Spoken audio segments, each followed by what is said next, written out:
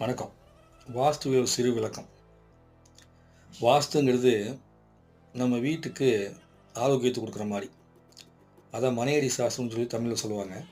நம்ம உடம்பு எப்படி ஆரோக்கியமா இருந்தா நம்ம நல்லா இருப்போமோ, அதுபோல நம்ம வீடு நல்லா இருந்தா, நாம ரொம்ப ஆரோக்கியமா இருப்போம்.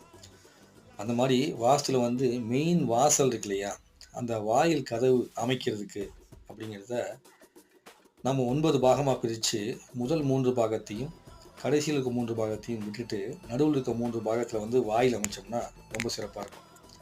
அந்த 3 பாக வாயில்ல எந்த பாக வாயில் நாம அமைச்சுக்கணுமோ, அந்த பாக வாயில நாம வாயில்னா வாசல், வாசல் பகுதி. சரிங்களா?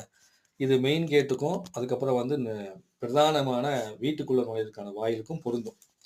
அப்போ வாசல் அமைக்கிறதுக்கு 9 பாகமாக பிரித்து, அதுல எந்த வாயில் நம்ம வச்சுக்கிறதுன்னு பார்த்து அமைச்சுக்கணும். இந்த வாஸ்து பிரச்சனை அப்படிங்கிறது நம்ம நல்லா இருக்கும்போது நமக்கு எந்த பாதிப்பும் ஏற்படுத்தாது. நம்மளுடைய சூழ்நிலை